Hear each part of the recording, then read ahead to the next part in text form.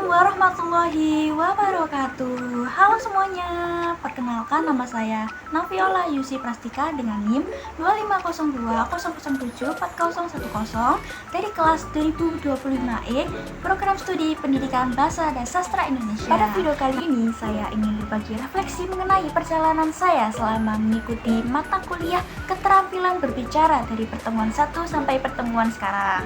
Nah, ternyata banyak sekali pengalaman menarik serta tugas-tugas yang kreatif dan pembelajaran baru yang membuat saya bisa berbicara dengan baik, mulai dari membuat video kreatif hingga tampil dalam sebuah acara. Nah, sebelum itu saya ingin membahas sedikit mengenai apa itu keterampilan berbicara. Nah, berbicara adalah salah satu keterampilan yang paling sering kita gunakan dalam kehidupan sehari-hari. Dengan berbicara, kita bisa menyampaikan pikiran, gagasan, perasaan kita kepada orang lain. Nah, kemampuan berbicara yang baik juga membuat pesan kita tidak hanya didengar, tetapi juga dipahami oleh orang lain. Dalam dunia pendidikan sendiri pun, ataupun dunia kerja, kemampuan berbicara membuka banyak sekali peluang, mulai dari membuka presentasi, diskusi kelompok, kerja tim, hingga kepemimpinan dalam organisasi. Oleh karena itu, saya percaya bahwa setiap kesempatan untuk berbicara adalah kesempatan untuk berkembang. Jadi, saya ingin terus meningkatkan kemampuan ini agar saya bisa menjadi pribadi yang lebih percaya diri, komunikatif, dan mampu memberikan pengaruh positif bagi orang lain. Nah, sekarang kita membahas tentang refleksi mata kuliah keterampilan berbicara. Kompetensi apa saja sih yang sudah saya pelajari? Nah, selama beberapa pertemuan sebelumnya, saya mempelajari banyak sekali kompetensi yang saya rasa sebelumnya masih kurang ya. Di pertemuan pertama, saya belajar tentang cara berbicara yang baik dan juga benar. Saya juga diajak berlatih untuk menceritakan pengalaman di SMA secara langsung di depan teman-teman dan juga diminta membuat infografis tentang apa itu keterampilan berbicara. Nah, ini juga membuat saya mengetahui dasar teori sebelum melangkah ke praktik yang sesungguhnya. Lalu di pertemuan kedua juga membahas aspek-aspek berbicara seperti artikulasi, intonasi, volume suara, kelancaran, dan juga kontak mata dengan audiens. Lalu diberi tugas secara berkelompok untuk membuat infografis sehingga materi teori lebih mudah dipahami dan juga diingat. Nah, mulai pertemuan-pertemuan selanjutnya, saya juga banyak mempelajari praktik berbicara. Contohnya seperti membuat video kreatif, dongeng, video pengalaman pribadi, hingga menceritakan idola favorit. Ataupun juga membuat dongeng sejarah secara berkelompok. Nah, dari video yang telah saya buat, saya bisa mempraktikkan langsung cara berbicara yang baik dan juga benar. Hingga saya mempelajari cara berstorytelling yang baik, improvisasi, pengaturan suara, dan juga membangun struktur cerita yang bagus. Di pertemuan yang lain juga saya belajar diskusi secara berkelompok, mencari jurnal ilmiah, membuat presentasi, serta tampil dalam talk show melalui acara e-talent. Nah, hal ini juga mengajarkan saya cara berbicara secara formal, terstruktur, dan juga profesional. Lalu perubahan kemampuan berbicara dibandingkan semester awal, jika saya membandingkan kemampuan saya di semester awal dengan kemampuan saya yang sekarang, tentu jauh berbeda.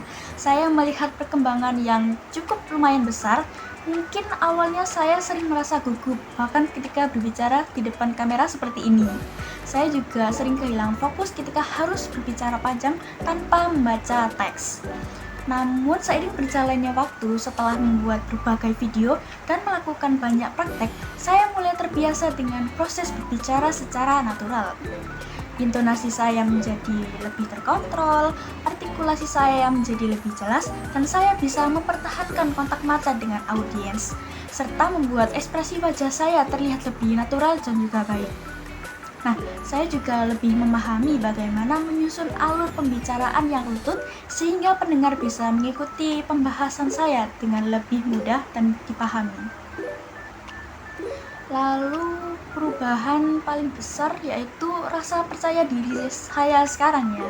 Saya lebih berani untuk tampil baik di video maupun di depan kelas. Lalu aktivitas pertemuan yang paling berpengaruh.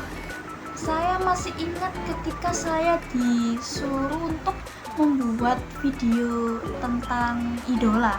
Nah, saya masih ingat banget itu karena saya tentunya mengidolakan seorang idol. Jadi ketika disuruh untuk membuat video idol, saya lebih percaya diri untuk menyampaikannya. Nah, dari membuat video itu bisa membuat saya lebih ekspresif dalam menyampaikan informasi di video dan bisa lebih lancar karena ibarat seperti curhat dengan sesama penggemar idol saya begitu. Jadi hal itu yang menurut saya pertemuan yang paling berpengaruh untuk keterampilan berbicara saya. Lalu ada mendeskripsikan benda random seperti boneka tangan dan juga video-video kreatif lainnya. Lalu baru kemarin ada yang paling berkesan yaitu acara e-talent di pertemuan ke-11 di mana kelompok kami menampilkan acara dalam bentuk talk show.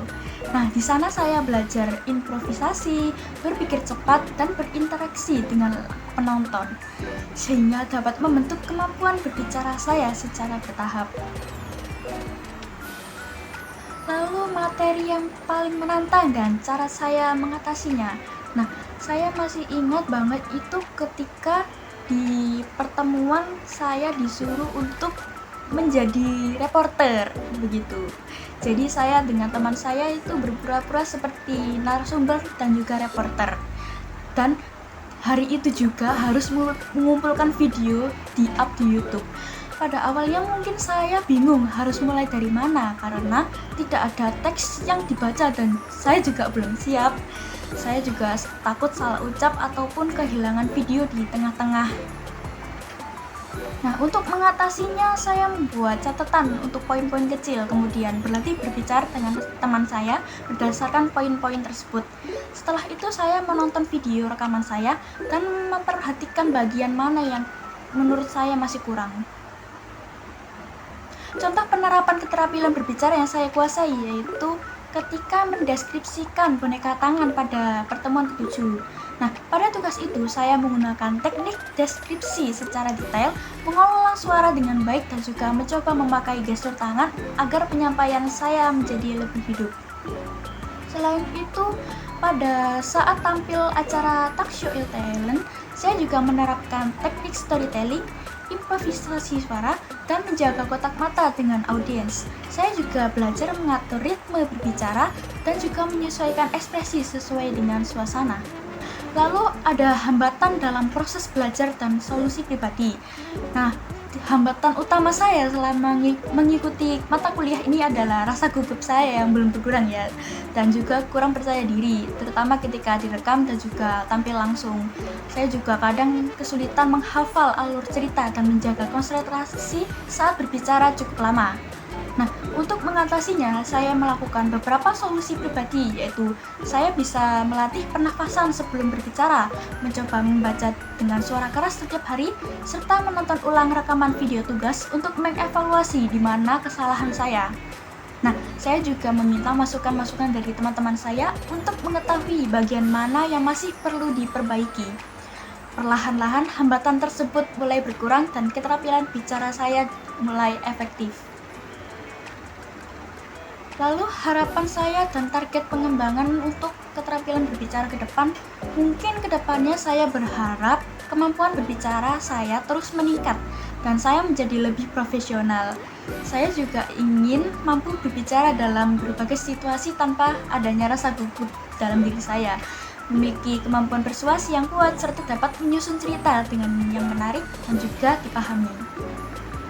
Saya juga ingin meningkatkan kemampuan improvisasi saya agar lebih siap ketika harus disuruh berbicara mendadak tanpa adanya teks.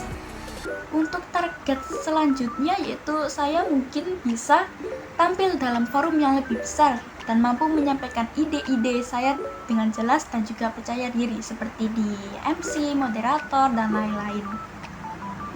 Nah, kesimpulannya yaitu selama beberapa pertemuan dalam mata kuliah keterampilan berbicara, saya belajar bukan hanya teori, tetapi saya juga langsung terjun ke praktik nyata yang membuat kemampuan saya berkembang pesat. Mulai dari membuat video kreatif, mendongeng, mendeskripsikan benda, berdiskusi secara kelompok, mencari jurnal hingga tampil dalam sebuah acara talk show. Semua itu memberikan pengalaman yang berharga bagi saya. Saya juga merasa lebih percaya diri, lebih terstruktur dalam berbicara, dan lebih siap menghadapi tantangan komunikasi untuk di masa depan. Baik, sekian video dari saya. Terima kasih telah menyaksikan refleksi singkat dari saya mengenai mata kuliah keterampilan berbicara. Saya mohon maaf apabila ada perkataan maupun perbuatan saya yang kurang berkenan selama proses video. Sampai jumpa di video selanjutnya. Wassalamualaikum warahmatullahi wabarakatuh. Sampai jumpa.